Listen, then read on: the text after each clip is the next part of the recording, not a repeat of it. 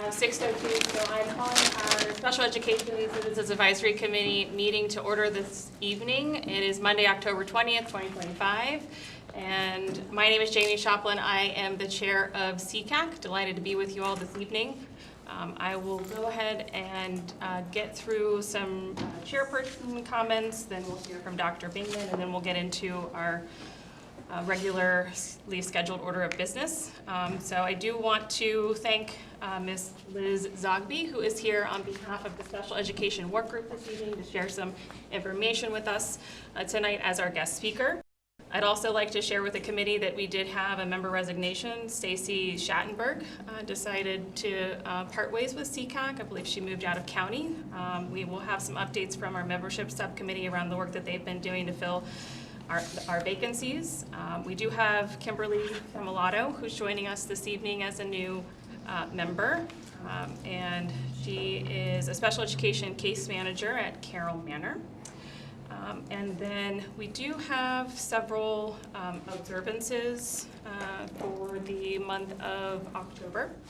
And this week is Invisible Disabilities Week, and I wanted to just make sure everybody knows about Eric's ID law, which is now a butterfly symbol that you can go to the MVA and get on your government-issued ID, and to let somebody, a first responder, know that you have an invisible disability. So that is something that passed in the last legislative session. And then we have quite a number of other observances up here that will hopefully be helping to promote through our social media avenues as we move ahead throughout the month of October. It is on.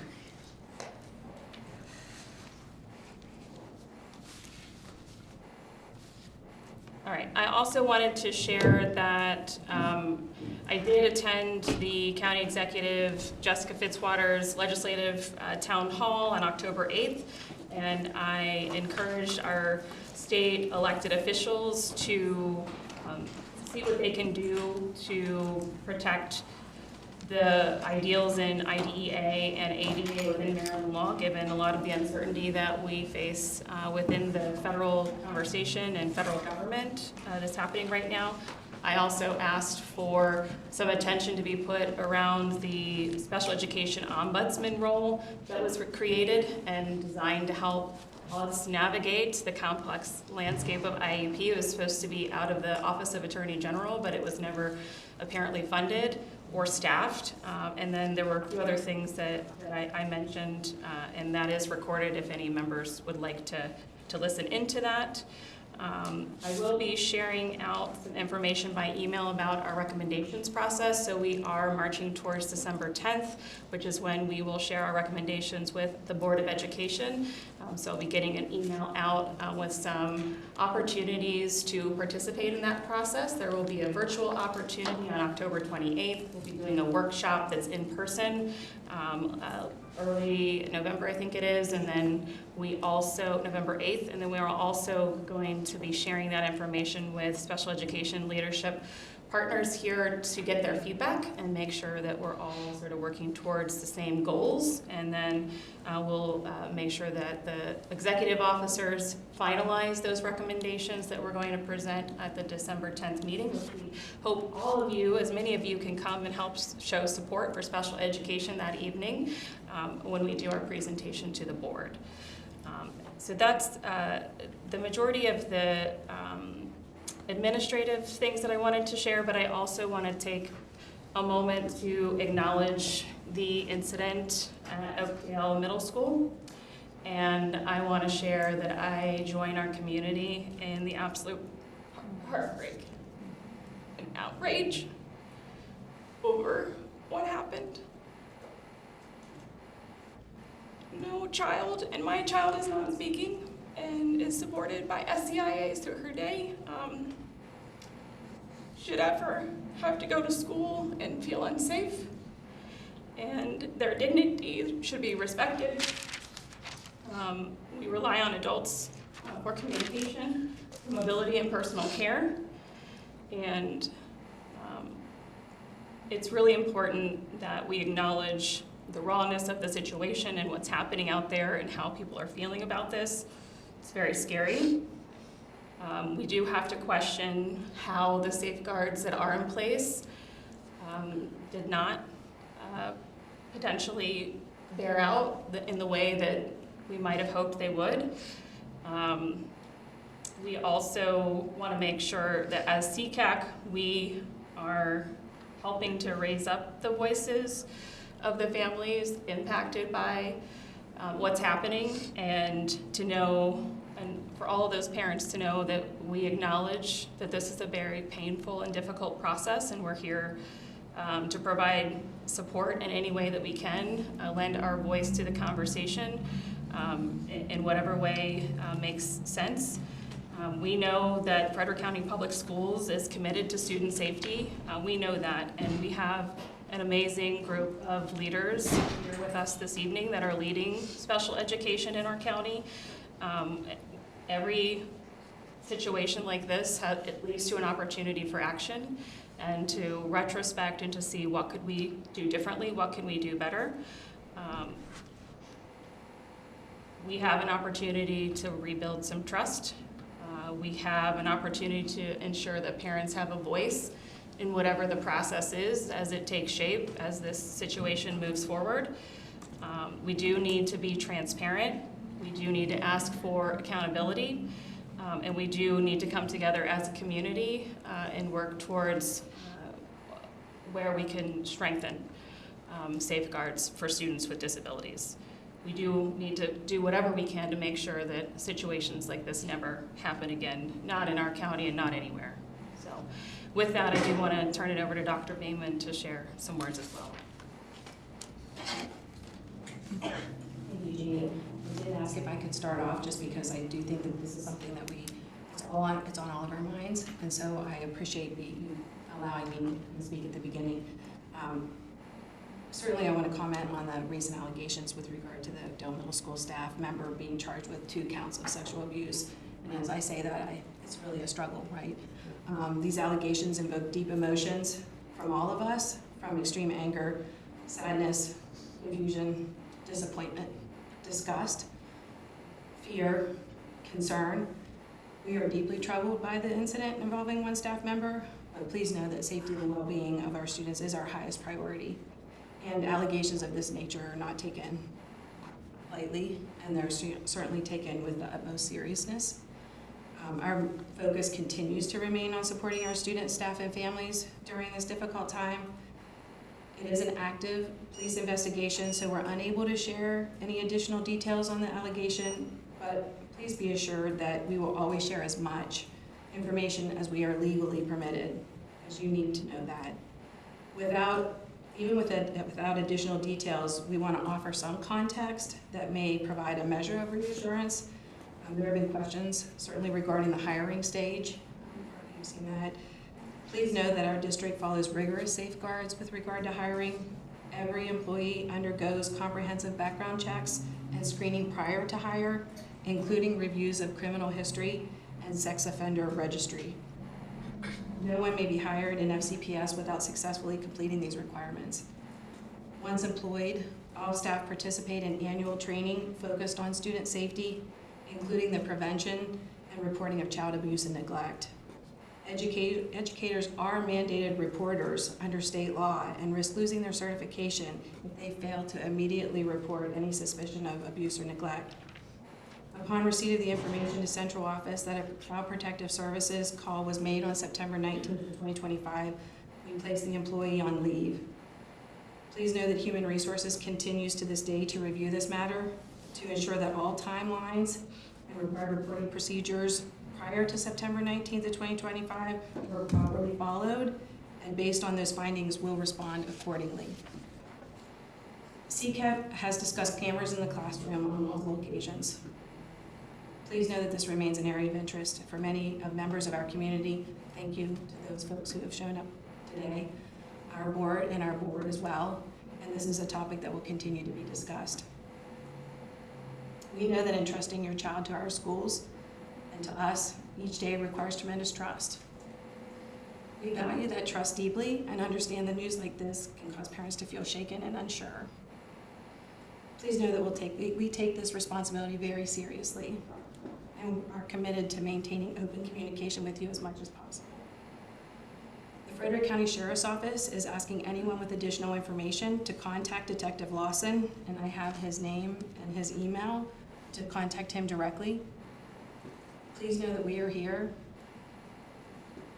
for whatever you may need to talk, to be a sounding board, to express yourself. We want to hear from you because we know that this impacts you and your children and your families. And so we will do whatever we can and share whatever we can with you during this difficult time. So thank you all for being here. Thank you for always being willing to have conversations. And know that we are committed to doing better. Thank you, Jen. Is there anyone that has any comments or anything that they'd like to say around this before we move on? I do have board comments, but I Go ahead. can wait. Go ahead.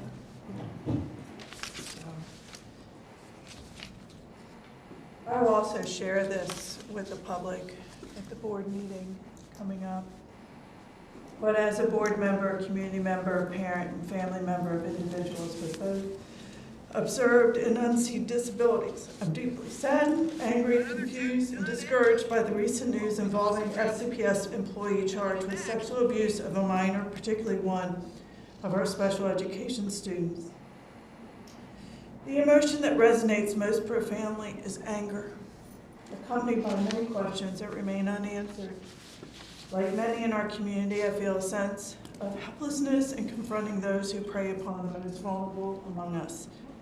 My focus moving forward is to understand how this occurred, to ensure that appropriate corrective actions are implemented, to strengthen the safety and protection of all our students, and to confirm that those who were victimized or who witnessed harm receive the care, support, and justice they deserve. I remain a strong advocate for enhanced safeguards, including the installation of cameras in classrooms serving our most vulnerable students. I will continue to work alongside my board colleagues and with our state legislators to reintroduce and advance legislation that authorizes the use of cameras in the classroom. The safety, dignity, and well-being of our students must remain our highest and most unwavering priority. I thank you to the chair, officers, and members of this committee for your continued commitment to ensure that our schools work towards improving the services and support offered to our students at FCPS. Thank you. Thank you, Board Member Allen. Mr. Berlin, did you have something that you'd like to say? I was just passing it through. All right. Anyone else? Okay. Thank you all so much for sharing it. I think in these moments, we need leadership to show up and to show out and to support our community. So we look forward to working together to see how we can best do that as we move ahead. All right. So we do need to approve our minutes from our September 15th, 2025 meeting. Is there a motion to approve those minutes? I make a motion to approve this. Thank you, Jen. Jen moved to approve the minutes from September 15th, 2025. Is there a second? Second. Seconded by Ms. O'Neill. All in favor of approving the minutes, please raise your hand.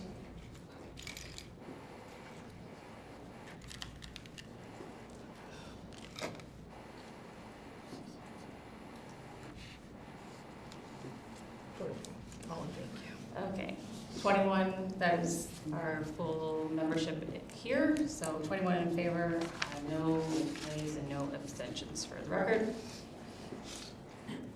All right, so now we are going to move into hearing from our special guest, Liz Zogby, and I had the opportunity to attend a CSAC meeting and thought, wow, there's a lot of information out there, and I'd really love to make sure that that committee is aware of what the Special Education Work Group has been up to.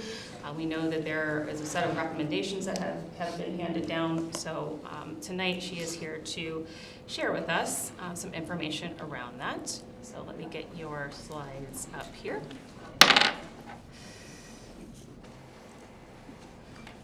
All right.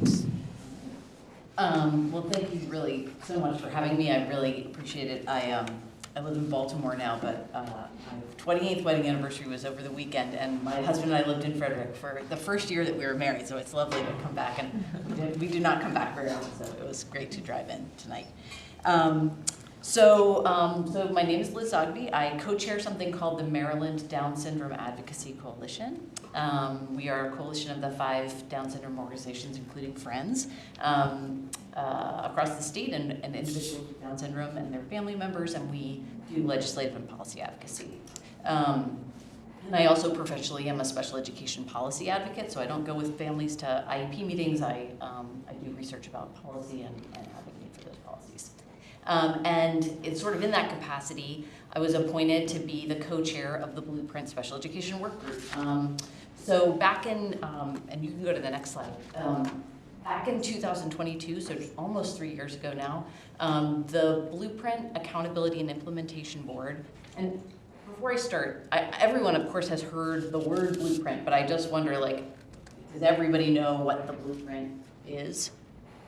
Okay, good. So we'll just go with that. So the Accountability and Implementation Board was adopting its first comprehensive implementation plan, and a group of advocates read through it, and we submitted a bunch of comments. And the AIB at that meeting, that final meeting, when they were approving that first plan, in their infinite wisdom, decided that there should be a work group to look at special education, because the Blueprint sets as one of its goals that we should improve education for students with disabilities, and it provides for more resources for students, but it doesn't say how the resources should be spent in order to improve education for students with disabilities.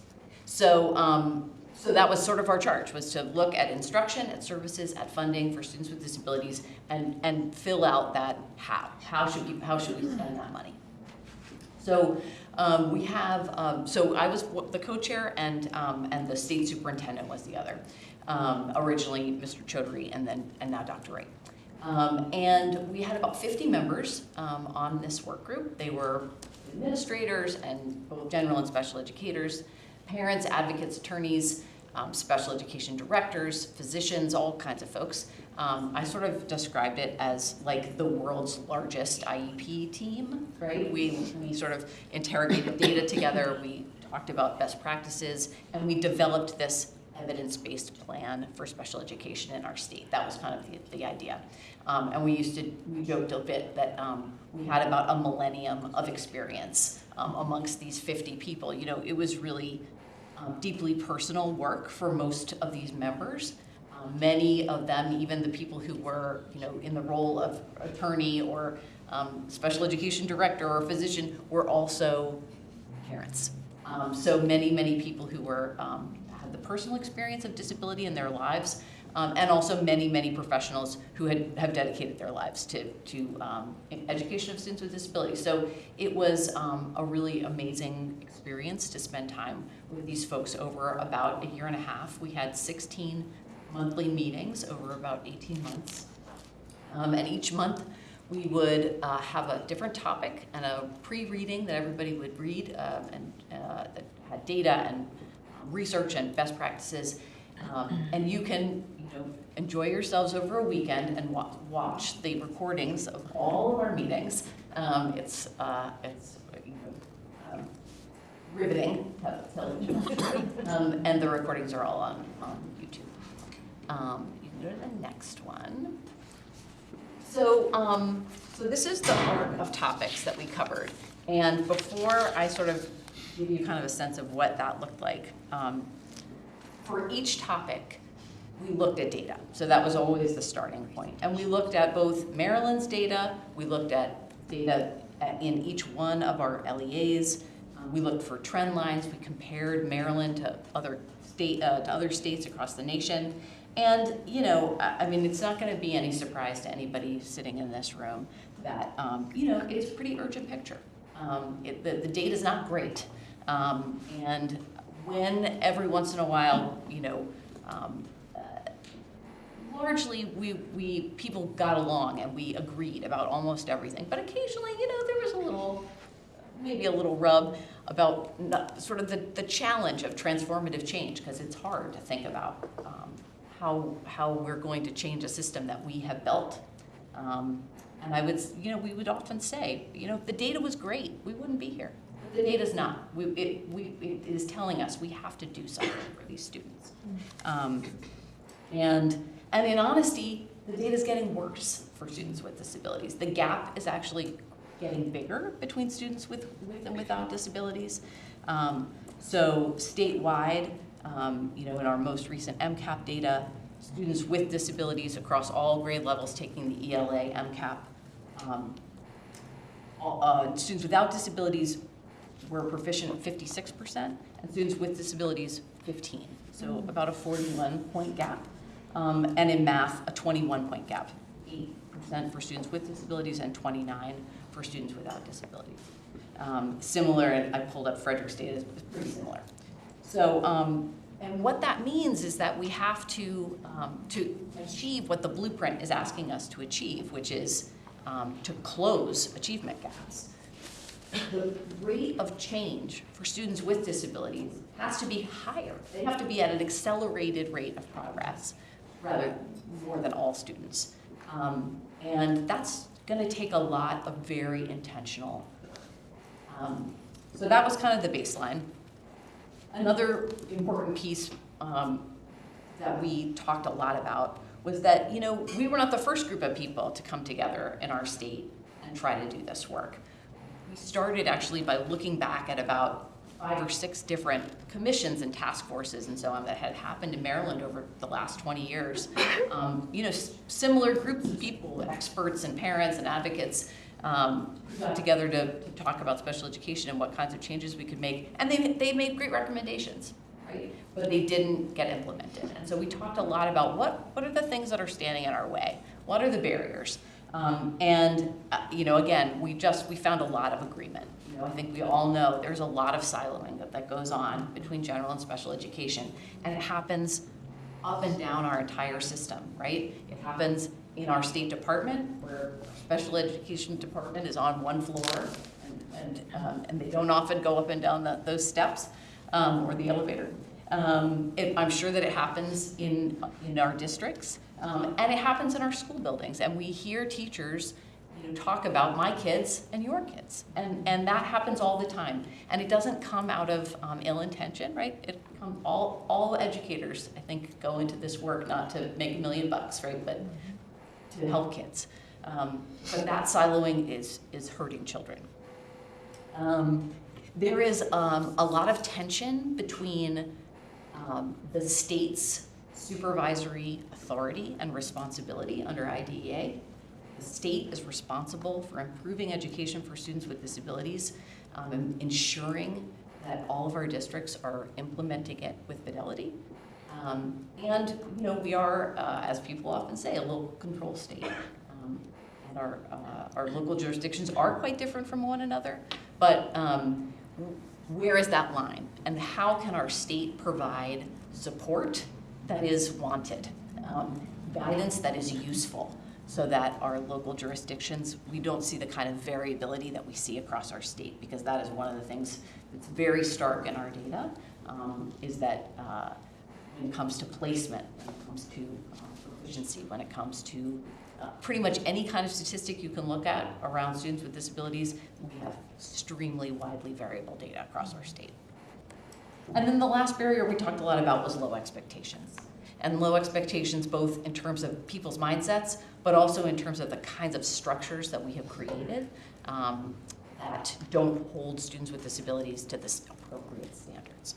And so, that was kind of the backdrop. And so this was our arc of talk. So we started talking about looking at all of this data, and then we talked about expectations for students with disabilities. And we talked about it both in terms of, again, that mindset, but also the purpose of an IEP is to enable students to reach grade level standards. And that is not happening in a lot of ways, in a lot of places. And so, so we talked about that. We talked about the integration of general and special education, sort of how we can cross some of those silos, evidence-based practices and specially designed instruction. We talked about, so if we're gonna have evidence-based instruction, we're gonna have kids trying to reach grade level standards. What do teachers, both general and special educators, need to know? What skills do they need to have? What expertise do they need to develop? And how can we create working conditions that help us to hold on to the educators that we have? We talked about staffing and service delivery. So what are evidence-based staffing models and service delivery models? What is co-teaching? Are we doing it right? What should IEP chairs be doing? What is the proper role of a professional? So we looked at a lot of those things, and then that midway point where we got to funding was kind of, okay, so if we are gonna build a special education system on the topics that we've covered so far, what's that gonna cost? What does that really cost?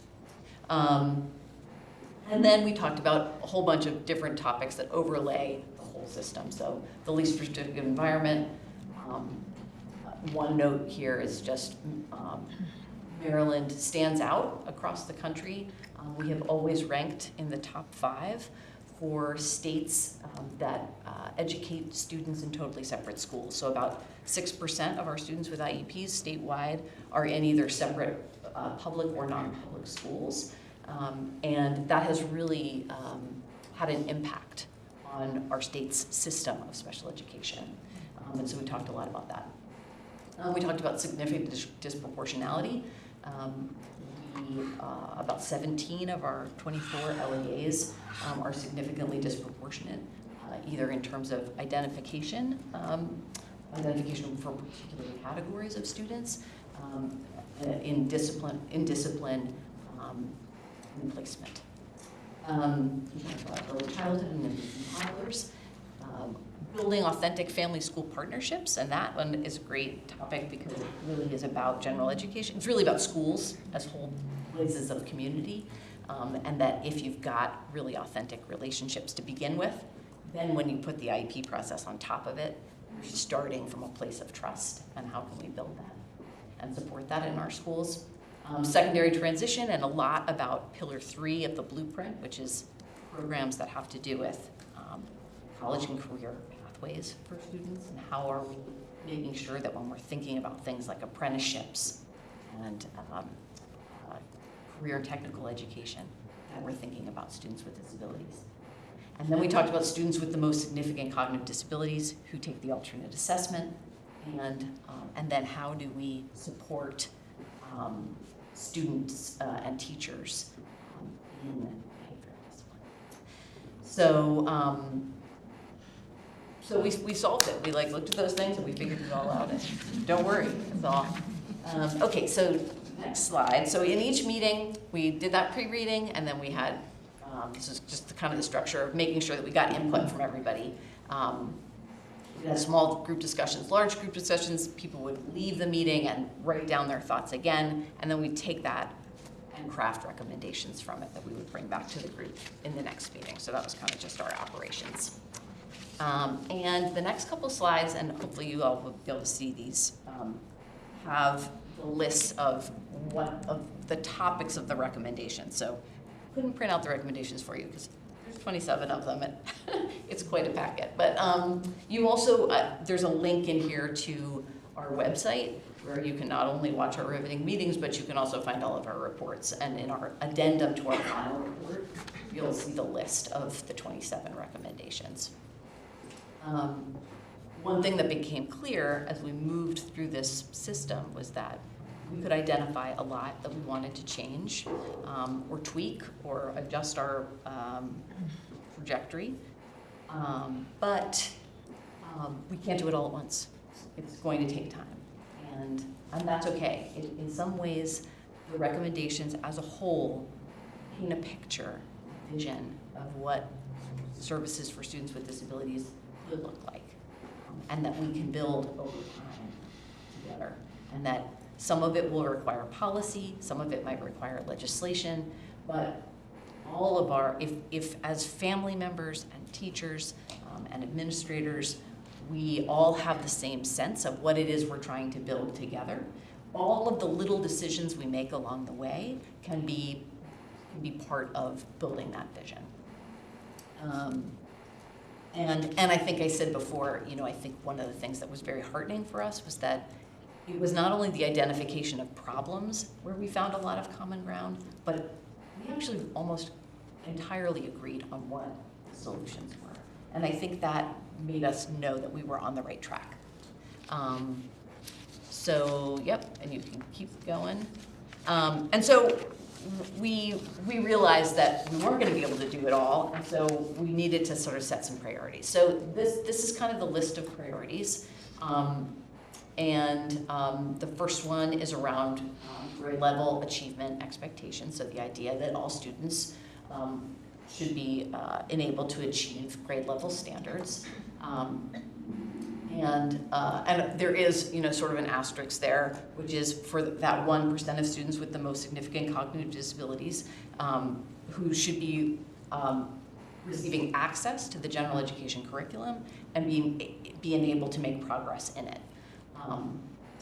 Secondly, this use of evidence-based practices that will require a significantly larger role for general education, and that understanding that the application of evidence-based practices in our classrooms will begin to address some of the root causes of significant disproportionality and an over-reliance on more restrictive placements. The third priority is around the supply and retention, so that recruitment and retention of both general and special educators, and the building of additional teacher capacity. And key to that, a lot of what we've heard in our state over the last couple of years around teachers has been around the pipeline.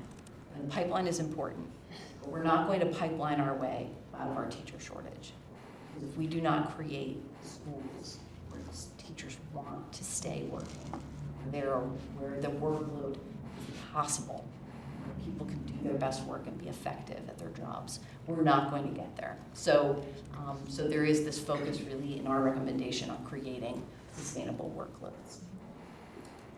And a lot of that is around staffing models and thinking about scheduling. And then priority number 4 is around addressing significant disproportionality. 5 is around understanding that special education funding. And number 6 is family school partnerships and collaboration.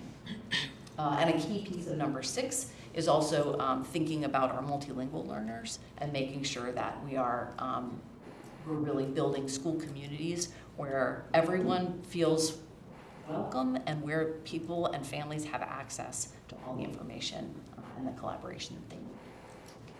And then LRE is number 7, thinking about reducing the overuse of separate classrooms and separate schools.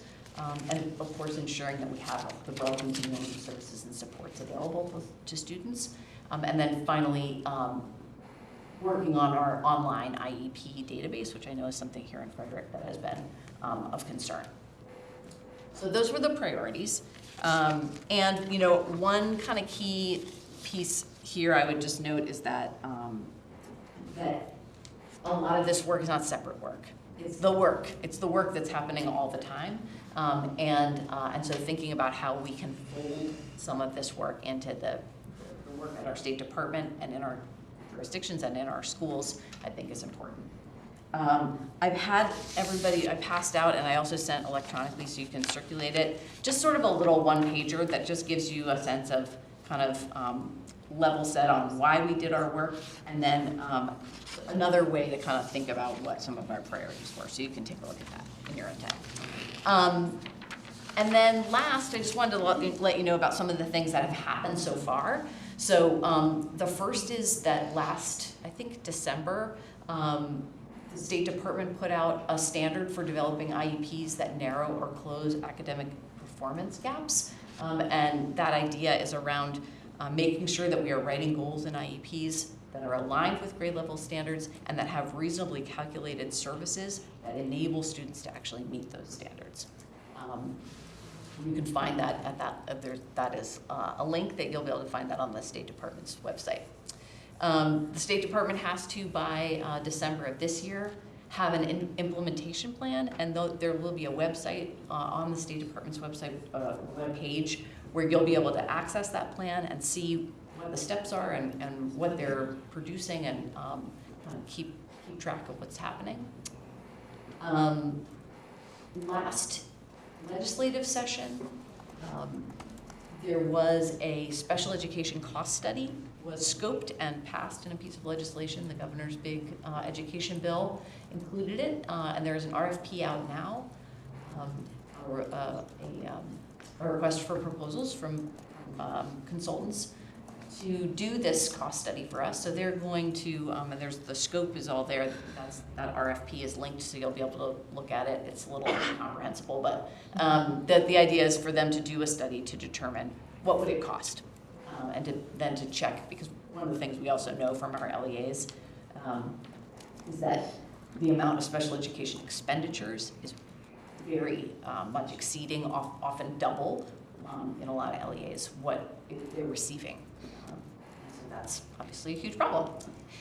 There are some conversations going on at pretty high levels that are pretty advanced about the idea of a different pathway to diploma. A lot of states have multiple pathways to diploma. Maryland has never had that. And so that is a conversation that is ongoing. There are also conversations about the potential for some policies around the hundreds of children that we're finding in a couple of our jurisdictions that are being determined eligible for the alternate assessment at very, very early ages, 5, 6, 7 years old. Which is interesting because you don't take the alternate assessment until you're in the 3rd grade. So, so there's talk about some work in that area that came out of the work group. There's the rollout of the early literacy policy and how students with disabilities are part of that work, making sure that all children get quality reading nutrition. And finally, there is a work group that's happening at MSDE right now, and you can watch those meetings and participate in them. It's called the Pre-K Systems Analysis Work Group, and it has to do with the mixed delivery system that's in the blueprint. So the idea that we're going to have publicly funded private provider pre-K in addition to our public pre-K system, and thinking about how we make sure that that mixed delivery system includes students with disabilities, so that we don't end up with sort of a segregated system where all students with disabilities are in public buildings and not able to access private provider publicly funded pre-K. So that's what I got for you. I'm happy to answer any questions, or my information is on that handout that you have, my email address. I'm happy to talk. Great. Thank you, Liz. Let's have some questions. What questions do we have? I see Drew. Give me the microphone.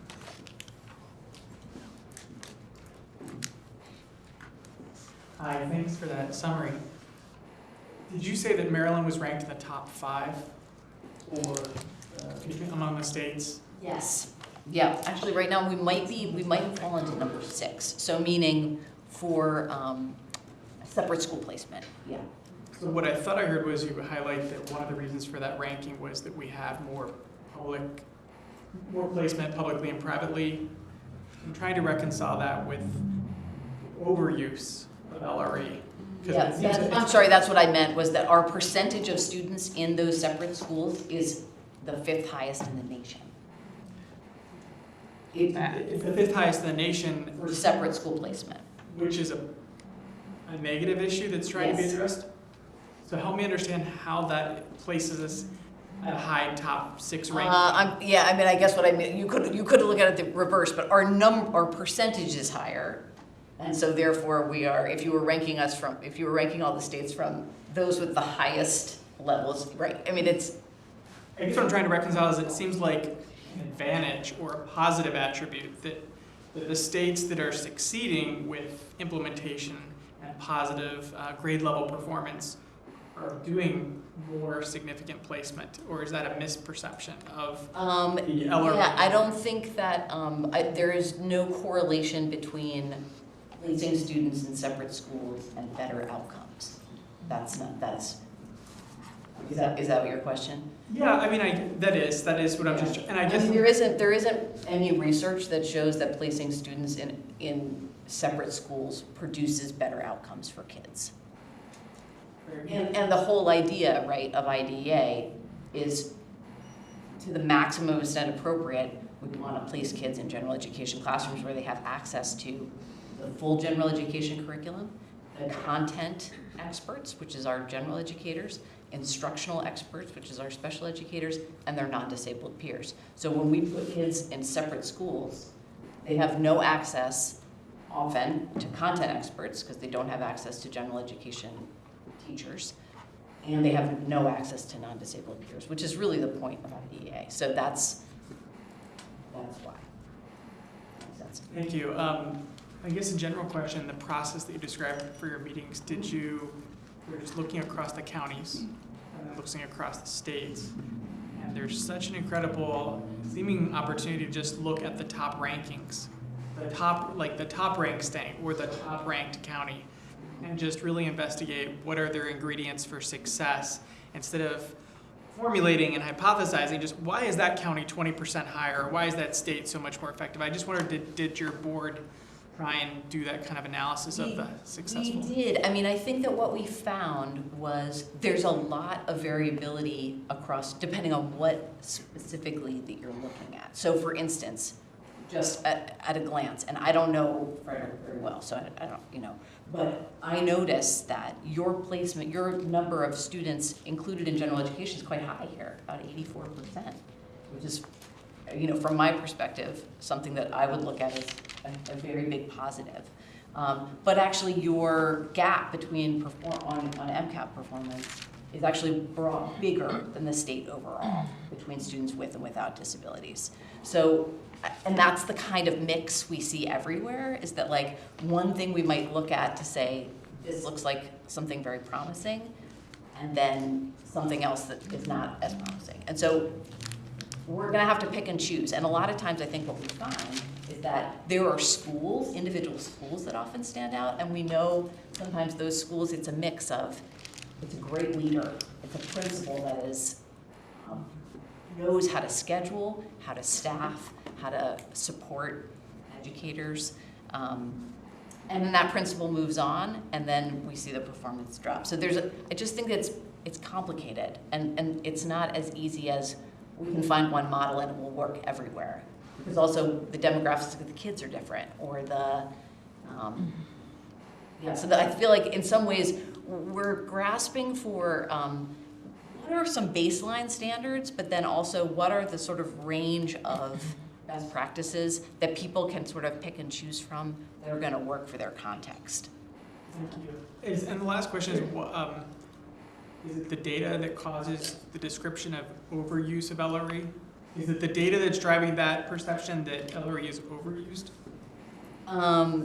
So it is the variability that causes one gives one pause to say,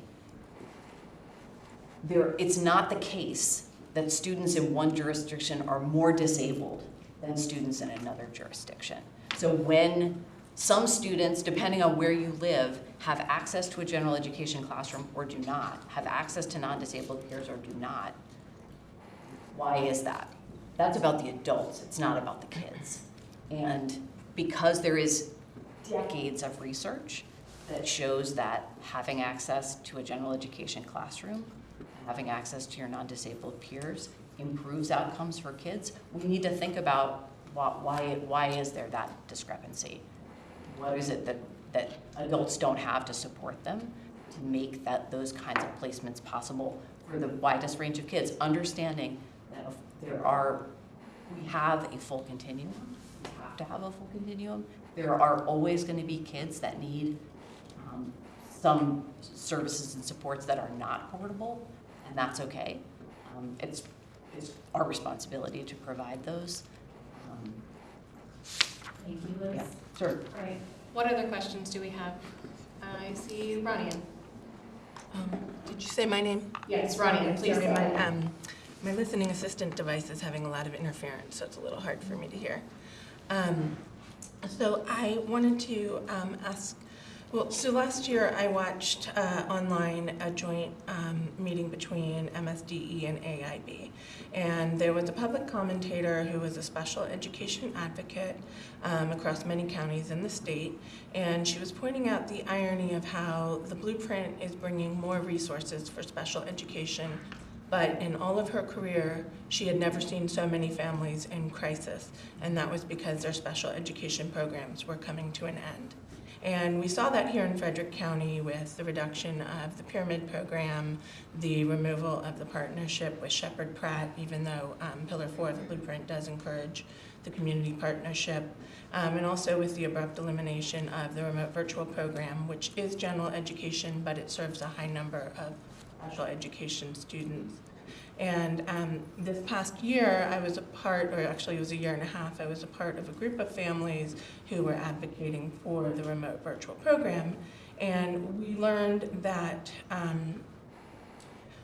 though the funding for special education has increased, you have the foundation funding, and then depending on the demographics that the student ticks off, you have the additional funding. So that would be like MLL and FARM, and then on top of that, you have the special education funding. The multiplier this year is 1.03%, so kids with special education are getting almost double their funding. And that money required by the Blueprint, 75% of it follows the child to their place of education, but that money is being tracked to their school. And that may or may not be a place where they're receiving their special education services. So we know that in Frederick County, it's one big pot of money. 75% of that money funds the schools, which are within the maintenance of effort, and then everything else, including special education programs, are funded in the remaining 25%. So I guess my question for you is, did the work group have conversations about funding, how to make sure that even though we're getting the kids the extra resources, how do we make sure that that money is following the children to their places of special education where they're receiving the services like these special programs? Because what we found is that these programs are typically the first in line to be cut during budget crisis. Yeah. So this is it's a really interesting question because I'm sorry. No. It's a really good question, and it's something we did grapple with because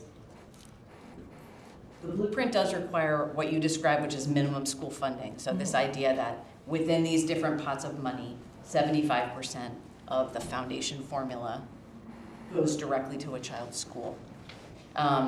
We are not yet at a place where every jurisdiction is meeting minimum school funding, but there also is a sort of funny thing, and you really have to dig into the details of the law to get to it, and it took us, even MSDE folks, all of us sitting around the table, to realize that actually the special education pot doesn't follow the same thing, and it couldn't, because we have a single weight system. That's what the Blueprint law had. So every student with a disability gets that multiplier that you were describing, that extra layer on the layer cake. And of course, some students with disabilities get a few sessions of speech. And that's it, right? And other students have a one-on-one aid, 25 hours of specially designed instruction, maybe some nursing support, right? A whole range of services and supports. And that little multiple, even that double of the foundation formula is not going to be sufficient for that child's support. So it actually is not the case that the special education follows minimum school funding. Instead, overall, 75% of the special education funding that a jurisdiction receives has to be in the schools, but not in your child's school.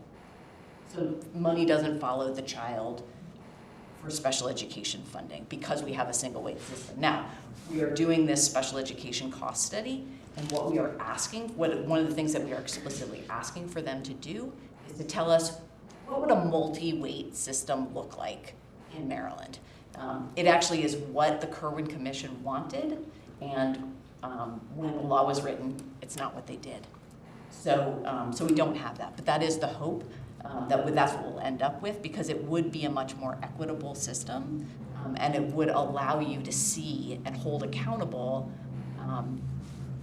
those resources that your child needs, they're coming to the school where they are. Is that? And so if I'm understanding, the advocacy then would come from the state legislator, the legislation? Ultimately, so exactly, so right now,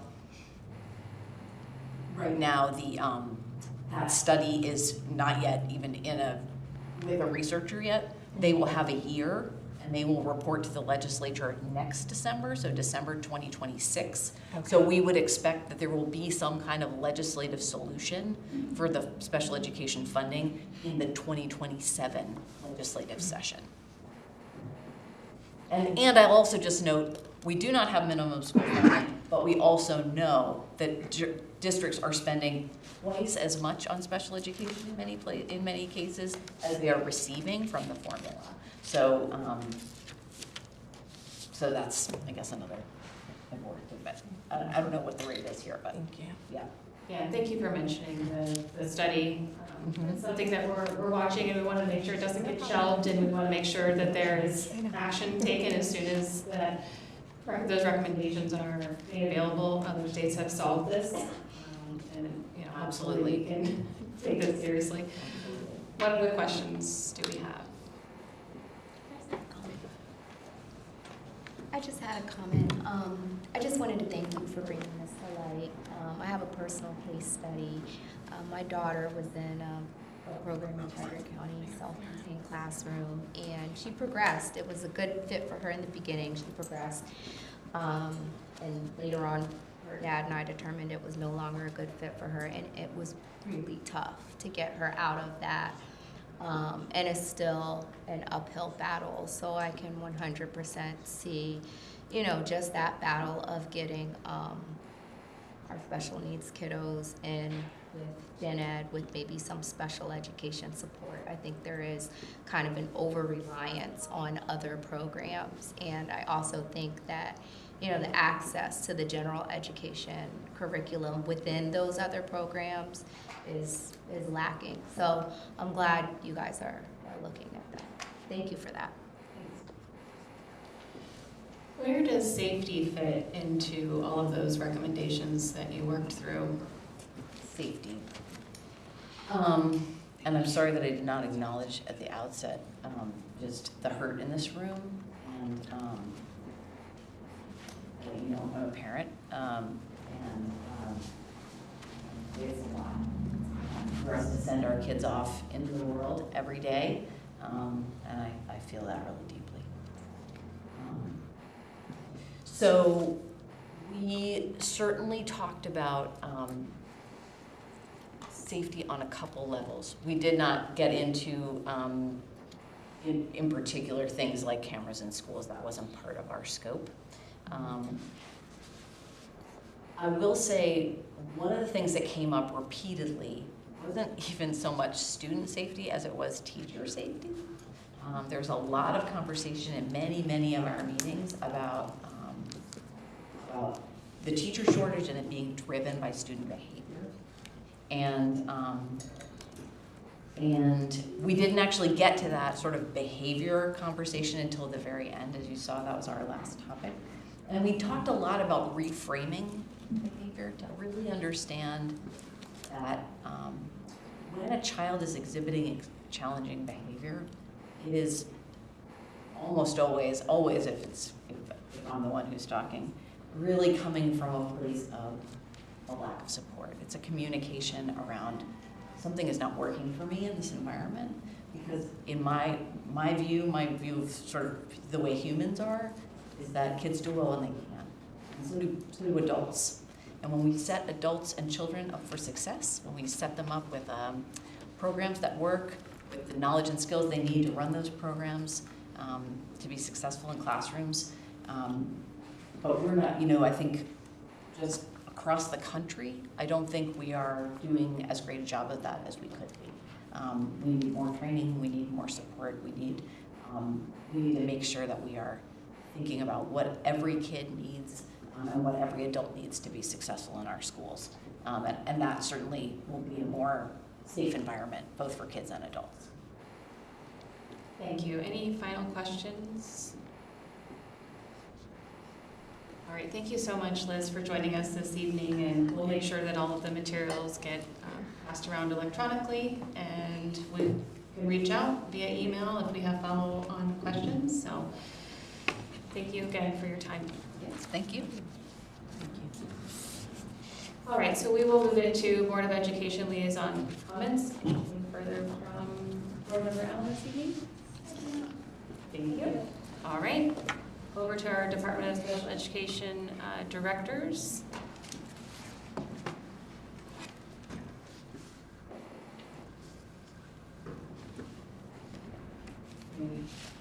Oh, yes, I can make this larger. There we go.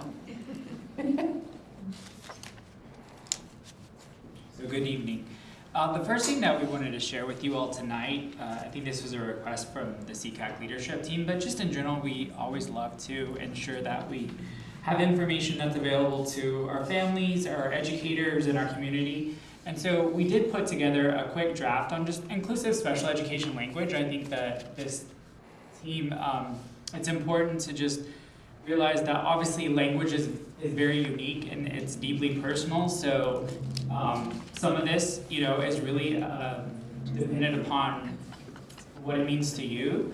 But as educators, we typically always try to utilize, student first, person first language. And so some of the things that I would just call out in this, and it's not all inclusive, but it's just something that we want everyone to be aware of when they're working with our students. So I think this team does a great job, but we don't use the word SPED, or special needs is kind of out of vernacular as well. Another one that I hear a lot is mainstreamed, and that really should be students accessing general education supports. And so we just added it as a, just things that maybe you're not aware of, and so we wanted to have that available. And then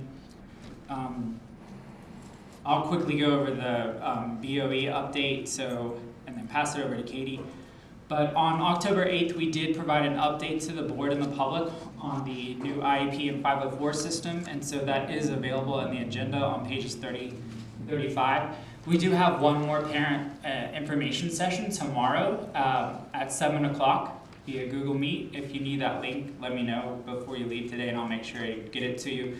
But we did address that in our community newsletter and also our special education school messenger. I will be sending out the recording of the first session in the event that you can't make it tomorrow. And you guys are always welcome to reach out to specialeducation@fcps.org to get more information if you need any help with Parent Portal. I'm going to pass it over to Katie to talk about the rest of the agenda items.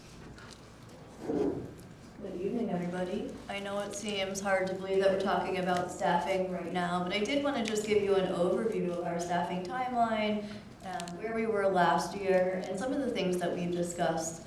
As we talked about even in the blueprint presentation, what we know is that we have to be able to retain our teachers in order to support our students. So right now in October, November, our team is currently looking at trends and determining our initial budget request based upon data, so that's student counts, all of those things we look at.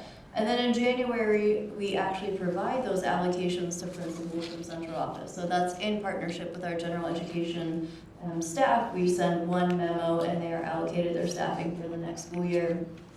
Some of those positions are what we would call a contingency position, which means that it's contingent upon the board approval of the budget. So you might hear that language at times because the board does not approve that budget until June.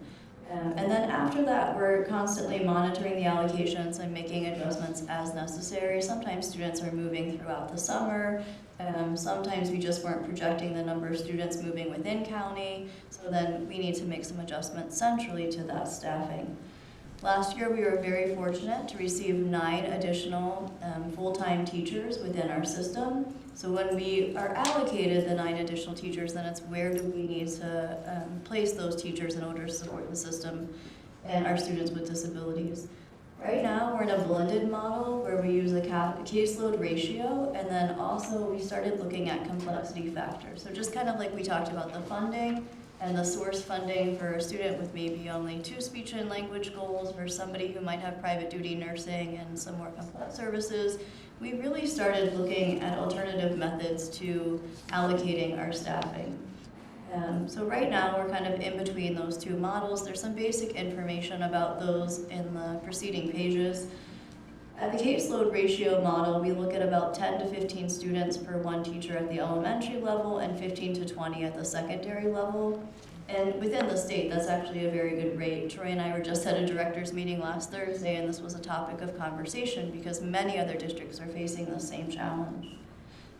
We went through a staffing work group last year, as you know, and then we looked at, like I said, the complexity model. So we looked at our students who had social emotional learning needs, our students who had some more unique specific language needs in regards to maybe dyslexia or dyscalculia, and then we assigned point values for those so that we could get a complexity value in different areas. When we ran the report to allocate staffing, we then combined the caseload and the complexity to try to find that middle ground and allocation of those 9 additional teachers. I would assume we're going to continue to use those 2 blended models until we find that perfect blend. But we do really want to invest in the people because we do believe that the people in front of our students are what make the difference. So this is really important work for us. So didn't want you to be caught off guard. It seems really quite crazy that it's October and we're talking about staffing, but this is really when it starts. So just wanted to give you guys that heads up. Are there any questions about staffing? Go ahead, Drew. Just one question. On the matrix that you were mentioning for the staffing, do you have a chart of that breakout? In terms of, I'm trying to understand kind of an outcome. Complexity? Well, just the outcome focus. OG trained instructors, for example, and how they break out across the matrix of staffing. A more outcome driven special education matrix for staffing, as opposed to RISE, expressions, the programs I appreciate, but I'm just trying to look at literacy and mathematics and those kind of outcomes. I'm not sure I'm exactly understanding your question in regards to staffing because our special education teachers are OG certified. So 325 special education teachers. Not all of them. So by school, the school administration determines who they're going to send for B&V training, OG training, multisensory math training. So that's by school. Okay. I was just trying to understand if we have another matrix that kind of shows the math and the literacy across the staffing model. So that's my You were referring to skill-based, I think, right? skill-based, specially designed instruction, trying to understand how that overlays with the matrix. And I'm just wondering if that methodology that we're looking at here, that description that we're referring to, is available in kind of the same quantitative display. I can obtain our training numbers, keep records of all of our training, so I could obtain those for you. In our staffing, the staffing formula is based on students, and so it's looking at student needs. And what we're trying to do is to capture the unique students, kind of what we were talking about earlier, is really trying to look at what are the student needs and how can we capture that in a way that makes it unique so that as we're allocating staff, we take that into consideration. Because like your example is perfect. If a student has a couple, 2 hours a week of speech, that's very different from someone who has 25 hours of specially designed instruction in addition to 2 hours of speech. And so what this was trying to do is basically capture that complexity, but as Katie said, we can easily pull up the data and the information that we have for staff that have been trained on like Organic Plus or other interventions and things like that have. That's just not, this is a student-driven model, and so therefore we have the staffing, and that's information we can easily pull. I think you did a better job clarifying some of our routine. We're always better together.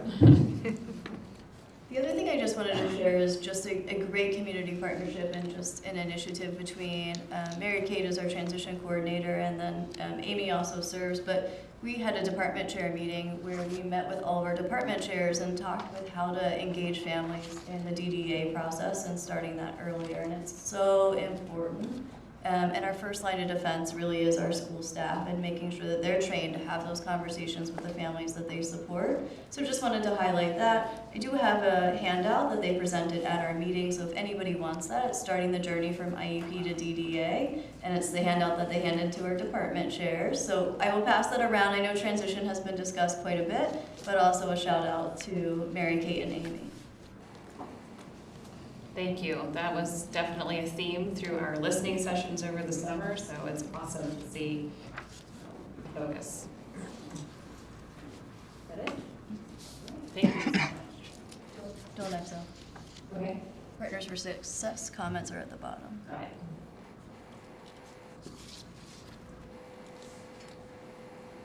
Over to you, Issa and Grace. So these are just highlights of what's been going on. We did have our open house, which was lovely, and we are so grateful for the support that we had there. The attendance was lower, but we did see an increase in new families that we had never served before, and a lot of our Hispanic population as well, which was very exciting to be able to share those resources with them. And then at the end of April, or not April, October, Grace and I don't know what month I'm in, Grace and I are participating in a professional learning specifically for family engagement. And I did participate in this one last year. It was virtual. It was a wonderful opportunity to just get more ideas on how to encourage more family engagement, because that is something that we are trying hard to, I guess, increase. I think last year's goal was to get more of like the word out there, and I feel like we've done a very good job about getting the word out there more. But now we're trying to get more of the actual engagement part and hoping families will show up and participate. So with that said, we have been working with a feedback survey, which is linked here. We haven't sent it out because I think it's still getting looked at by directors and by supervisors as well before we send it out to families.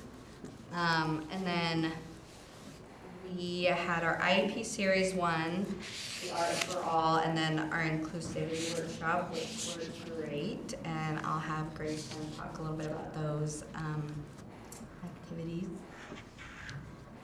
Hi everyone. So I would say the IEP Series 1 went really well. We had a lot of people sign up, but unfortunately not as many participate. But I always say if you can help one person, then it was worth it. So the families that came, they got to communicate with each other and ask questions, bounce ideas, and I think it was really helpful to those who attended. The Art for All, the kids loved that one. We always get a pretty good turnout for our more fun events. We had a great time, so we'll probably be doing something similar to that again at some point. And our Inclusivity Workshop that we partnered with Brooke on, I think we had great attendance. It was virtual, it was online, we had a lot of questions asked. I think it went pretty well. We got good feedback on that as well. And then if you look kind of below, these are all of just kind of our events that we've had, the type of event, where it was, how many registered, who attended, and then the percentage of people who attended. So you can always take a look at that if you want.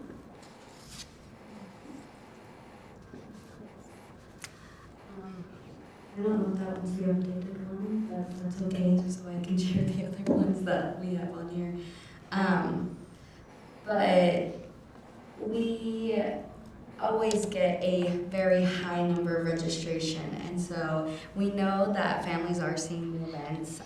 So our goal is to see what we can do better to have them actually engage and participate, because it is something that we know gets asked for, because we know families ask for our workshops and our activities, and so we'd love to see them come. So for November, we have our support groups, and then we have Chili's Etiquette Dinner Night, which is always a fan favorite. So that's coming up in November, but if anyone has any questions.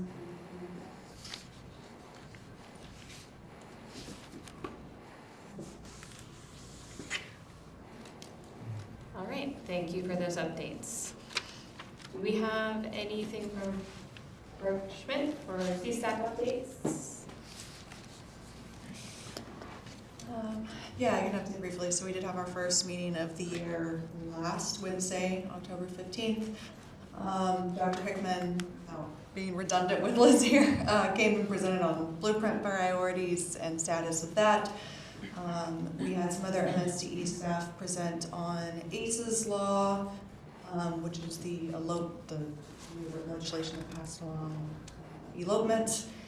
And then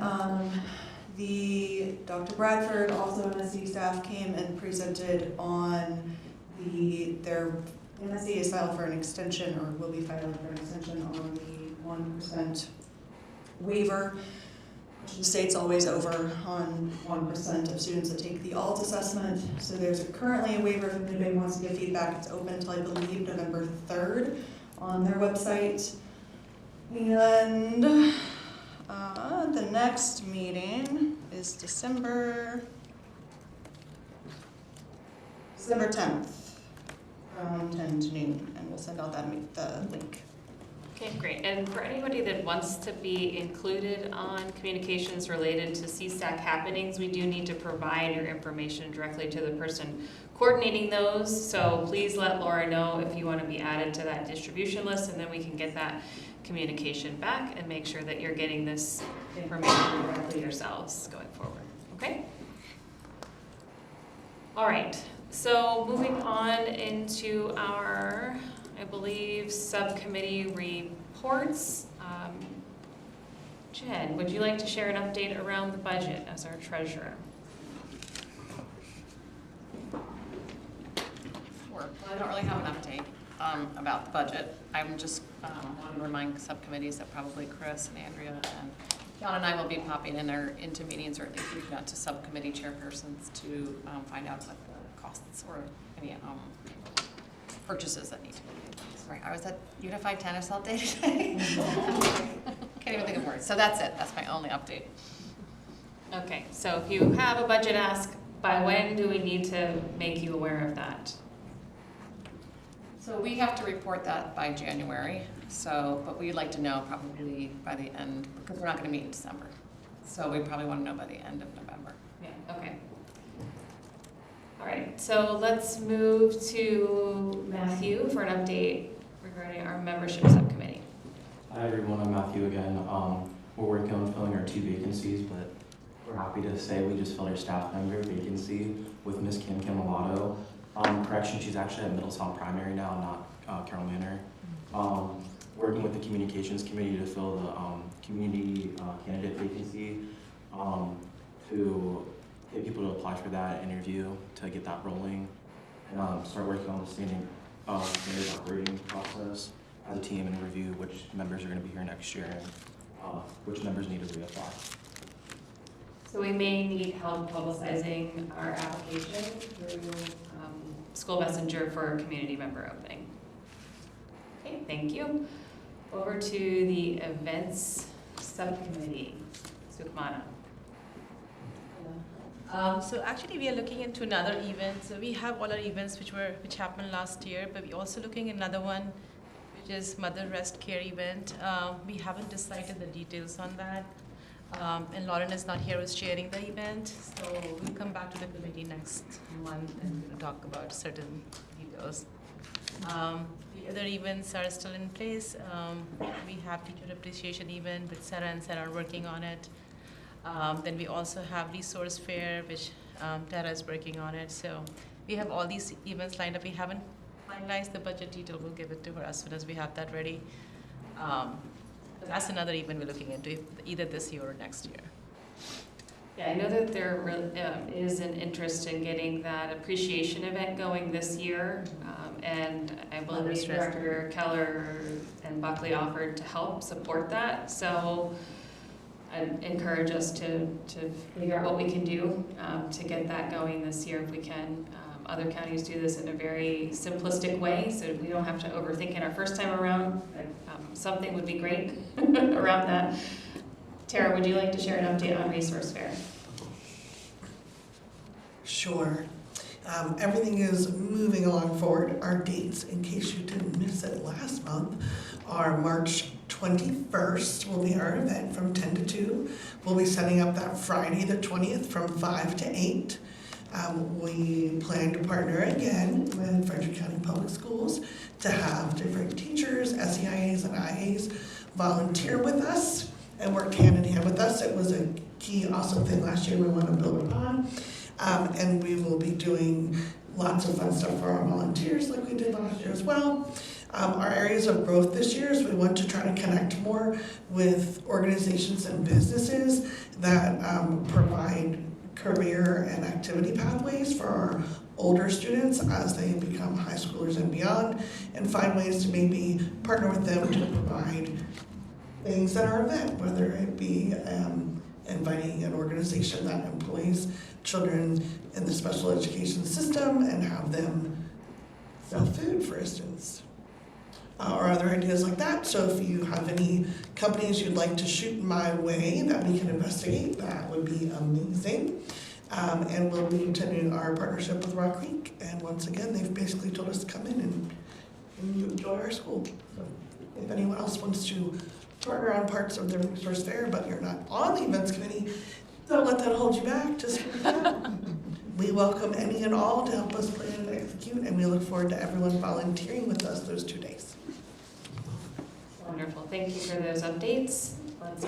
Sarah Abbott, who is chairing our communications subcommittee, is not here this evening. Is there a subcommittee member that would like to share an update?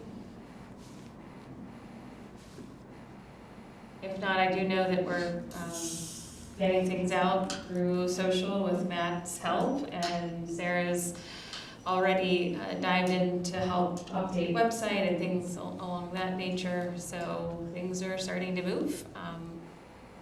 Student Voices, Ms. Zoe. Thank you. So we met and we had a pretty good discussion about how we want to move forward with spotlights for both students and student staff collaboration. We're going to reach out to the journalism classes and see if we can talk to those students about helping us out there. We spent a lot of time at our meeting discussing what questions we wanted to put on the sibling survey, and we've narrowed down those questions, so now we are going to move forward and make the survey.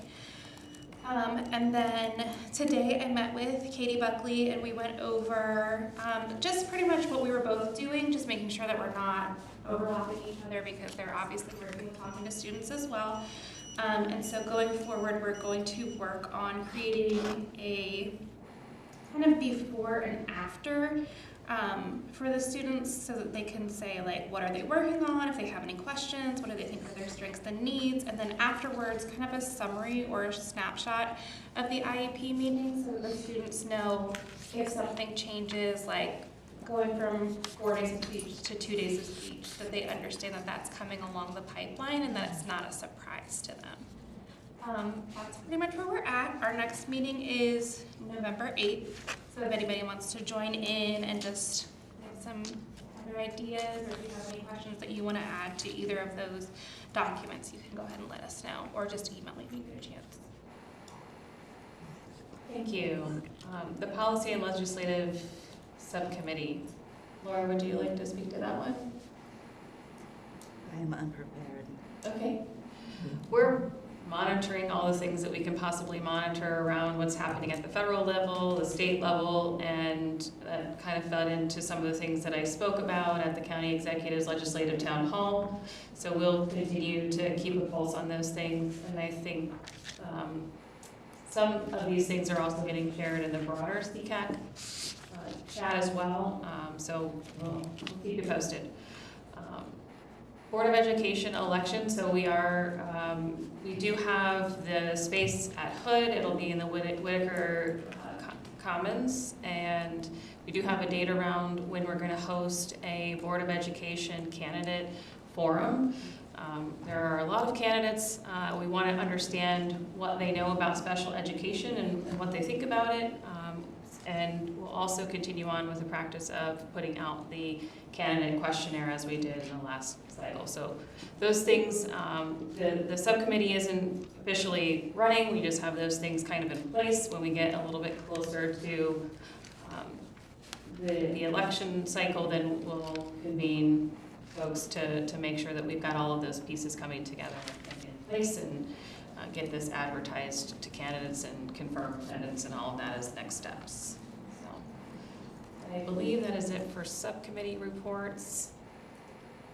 I don't think we have any unfinished business, or anyone, if you have new business or any items that you'd like to bring before the committee, you can reach out to me, reach out to the CCAC email, and recommend agenda items if you'd like to bring topics forward for consideration before the committee. I do want to give some time for member voices, so if there are any parents that would like to take an opportunity to share anything that's on your mind this evening for the broader benefit of our committee members and the community at large. Are there any parent members that would like to speak this evening? Sarah. I just want to celebrate the awesome day that Jen got to be there the whole day for, and I was there for several hours, of unified tennis in Baker Park, taking over the courts next to the pool. It was awesome to see so many of our students out together having fun with adults that were supporting them in their journey, whether they were playing tennis for the first time or they were passionate about the game. Everyone had a wonderful day. Everything was positive there. It was my first experience at a unified tournament, and I must say, my kid, as you know, he's not a big people guy. He is very particular about his humans. He enjoyed it, and even though he finished, he stayed the whole day and hung out, so it must have been a good environment for him to want to hang. Otherwise, he would have been out the door as quick as possible. So it was amazing to see that, and students from, I believe it was, I'm gonna guess it was the Learning for Life class at Frederick High, took a walking field trip. And they left the high school and took a walking field trip to come see all their peers. And, you know, all their friends from Frederick High and all the other schools. It was so great, and they had walked through the park and right after lunch. So that was really cool to see that the school was participating and bringing folks, because it's not something a lot of kids get to come to. But I just want to say what a great experience it was, and high school is amazing. It's so much better than elementary and middle school. When you get there, you're gonna love it, if you're not already there. Thank you, Tara. Any other parents So much better. want to share? Community member. Oh, Claudia has her hand Go ahead, Claudia. Hi, how are you? Good evening. No, I just wanted to introduce myself because this is the first time that I come. My name is Claudia Gonzalez Bengoa, and I've been in this community for quite a few years. I just wanted to share that I had to call for an emergency IEP meeting to add an accommodation for my son because of he was having trouble with a lot of noise, and he got frustrated. But I just wanted to share that the process was really smooth, and the school was very accommodating, and now we have a plan. He's in 5th grade, coming into middle school. He has a plan when he feels overwhelmed with noise. So I just wanted to share that positive experience. That's wonderful. Thank you for sharing that tonight. Any other parents? Community members? Oh, Ryan? Yes, okay. And my microphone, there we go. So I just wanted to, this is kind of just spur of the moment, but with everything going on at the federal level, with the Department of Education, I just wanted to make comments about that, whether you agree with it or don't agree with it. Now more than ever, what we're doing here, the work we're doing, and our voices matter. And I just, as somebody who grew up as a special education student and as somebody who is a disabled person and part of that community, I just wanted to point that out to all of us, how important our job is here. Thank you. Personally, I could not agree more, so I appreciate you making that statement. Any other community members? Students are not here. I understand. Staff? Any staff members? Zoe? Okay, I wrote this down because I was not going to remember all of this. But this weekend, Matt and I attended the Maryland State Education Association Convention in Ocean City. The two-day conference included speeches from the ESP, which is the Essential Support Professional, it's the whole group of support staff, of the year, which was Stephanie Patterson from Calvert County. She's the secretary. She's recognized for her role as a civic leader and work in the Chess Packs program, where she coordinates and manages logistics for environmental education field trips for students. We also got to hear from Alana Sword Courier, I probably said that wrong, I'm sorry, the Teacher of the Year from Frederick County herself. She was actually really inspiring, and she believes in getting to know the students and use that to help get them excited about education. She's currently working on improving math scores at the elementary level. And then we approved 3 new business items at the state level. The one was to preserve Maryland State education history and record that. So we haven't really had any background in like writing it down and having documentation of it, but there's a lot of history there about like the merging of Maryland State Education and the Teachers Association, and also a lot of things with segregation. So we wanted to make sure that we took the time and put the money towards getting all that together. We also voted that the agricultural credits in high school will count as tech credits, so that students who take agriculture classes can have that count towards their tech credit. And then the one that I'm personally most excited about is that we did the MSEA stakeholder collaboration to address school funding for rapidly growing counties. So that's going to give us more up-to-date numbers of students, which means that we're going to get money faster. So rather than using last year's numbers for how many students we have, we're going to make that a more accurate number by doing data throughout the year, and Maryland State's going to spend the money to give more hours to labor so that those things can be actually done, and hopefully that will help with counties like ours where the number of students is just like growing at a rapid pace. And then Matt was actually able to attend some professional development classes as well while we were there. Amazing. Thank you so much for sharing all of that. Any other staff comments? Yes, Sarah. Hello. I'm sorry, I was over here sweating because this part just makes me so nervous. Not my got this. how I usually do things. I just wanted to give a shout out to our supervisory team. We have had staffing challenges, but I have been able to send an SOS, and let me tell you, at 7:30 in the morning, they have come to the rescue to help support our IEP meetings to make sure that our students are safe and successful in our classrooms. So thank you so much to my team over there that then sends out the sub-team members, and then we all work together and make sure that everybody is taken care of. So that's just, it's huge. People showing up is huge.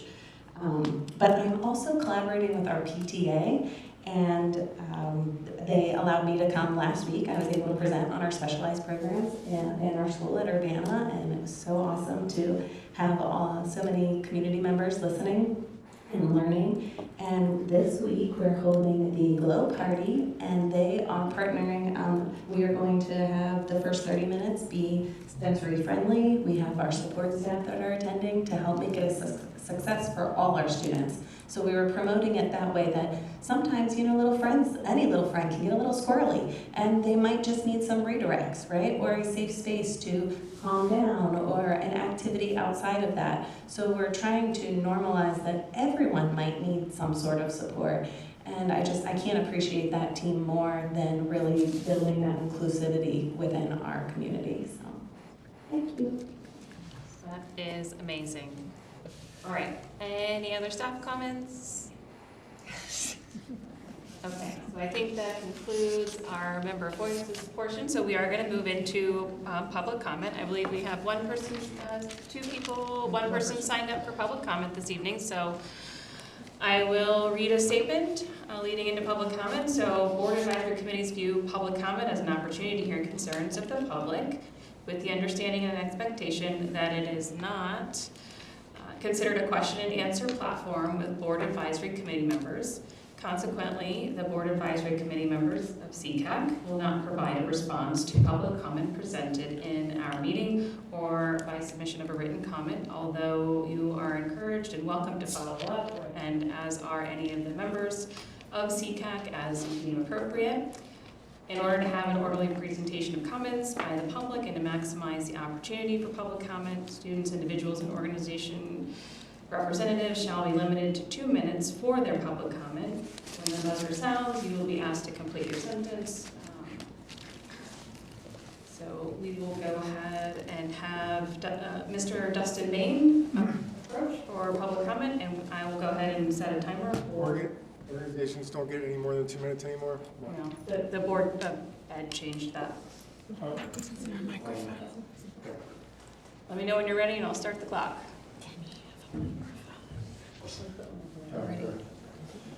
Most know who I am, why I'm here. My name's Dustin Bain. Quick timeline. My son, Carroll Manor Elementary School Expressions Program, came home with massive bruising on his back in 2018, which led me to alert the admin. They found nothing. They gave me new information. A year later, I found out they were under investigation at that same time for assault charges. I started advocating heavily for cameras in special needs classrooms. At the state level, had a bill that passed the House, was ready to pass the Senate, was shut down by Paul Pinsky because his teachers were in his pocket at the state level. I then started advocating locally much more and joined CCAC and had the acting superintendent in 2021 and 4 of the board members actively supporting and promised me a pilot program. That pilot was going to be at Carroll Manor Elementary School in 2022. The Teachers Association shut that down also. They said they would walk out if they did it. They have blood on their hands. That same year, 2022 to 2023, that animal that was arrested at Oakdale was in my son's classroom where that pilot was going to be. There is absolutely no good reason that anyone could ever give me why that person deserves privacy in a public workplace more important than my son's safety. There are several studies I can provide you that show the cameras work. There's even studies that show putting a pair of eyes on the wall reduces crime. It's just common sense. If we want to get the cameras involved, if we want to get them, the only way to do that is to get the Teachers Association on board. I'm putting together our own special education ballot. Would love your all's assistance with that. You all can do your meetings, but we are already scheduled to meet with one of them with the Frederick Autism Parents Facebook group that I'm lacking sleep. You wake up in the middle of the night and you think about things and then you can't get back to sleep. We need to force the Teacher Association to be on board. The only way to do that, they're struggling right now. That Apple ballot, stop that ballot from getting on board if they do not support the cameras in classrooms. I will put every ounce of energy I have into stopping that ballot. We are creating our own ballot. If they want to support it, they can come out vocally and support the cameras, but if they do not, that is the one barrier that we have. If they would have supported it, the cameras would already be there. I also have spoken with the victims. Your time is up. Thank you I've so much. also spoken with the victims. I also know it was reported last year. It was reported in March. If there were cameras available, this monster would have been stopped earlier, far earlier, and he might have never done it because someone would have been watching. This is ridiculous. Ridiculous. I've had to fight so hard for something so common sense. There is no reason. Thank you so much for being here and sharing with us this evening. We appreciate your time. Are there any others here for public comment? Seeing none, I will share that our next meeting will be on November 17th, 2025, 6 to 8, right here in the Board of Education building. And we will have a special guest speaker, Ailey Dixon. She is Miss Frostburg Elks Derby Days and former Middletown student, and she is going to be joining us to tell her story about being a person with a disability, a blindness disability. And with that, I will entertain a motion to adjourn. Tara moved to adjourn at 7:36. So we are adjourned. Thank you so much.